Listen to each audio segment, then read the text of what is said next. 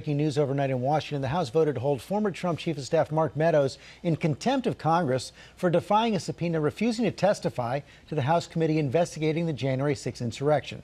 The Justice Department must now decide whether to prosecute Meadows. Our chief Washington correspondent John Carl is tracking the story. Good morning, John. Good morning, George. Meadows pleaded with his former colleagues not to go forward with this, but he is now the first former member of the House in American history to be held in contempt of Congress. The vote was nearly party line. The resolution is adopted. Only 2 Republicans joined all Democrats in holding the former White House Chief of Staff and former member of Congress Mark Meadows in criminal contempt for defying a subpoena to testify before the committee investigating the January 6th riot. If you're making excuses to avoid cooperating with our investigation, you're making excuses to hide the truth from the American people about what happened on January 6th. Meadows says he can't speak to the committee because former President Trump has asked him to keep everything confidential.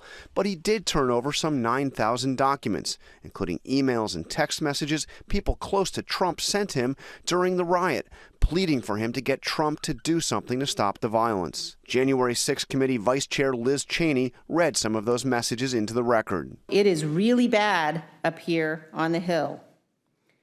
Another one, the president needs to stop this ASAP.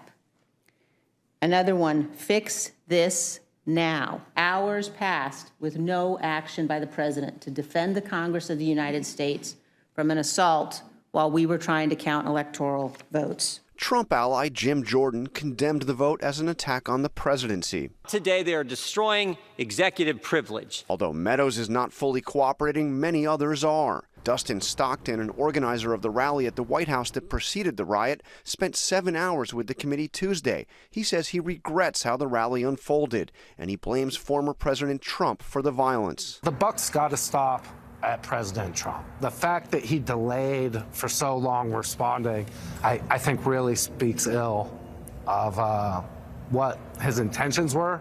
Criminal contempt of Congress carries a maximum penalty of 1 year in prison, but the decision to prosecute lies solely with the Department of Justice, and there is no word yet, George, on whether or not DOJ will go forward with the prosecution. Right, they did go forward with Steve Bannon. Meantime, John, another House debate over how to deal with fear of Islam abroad. That got ugly. It sure did. At one point, Republican Scott Perry of Pennsylvania actually said that Ilhan Omar, the congresswoman from Minnesota, had ties to a terrorist organization. That remark was caused quite a reaction in the chamber. That parliamentarian ruled it out of order, and it was struck from the record.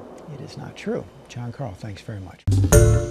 Hi, everyone. George Stephanopoulos here. Thanks for checking out the ABC News YouTube channel. If you'd like to get more videos, show highlights, and watch live event coverage, click on the right over here to subscribe to our channel. And don't forget to download the ABC News app for breaking news alerts. Thanks for watching.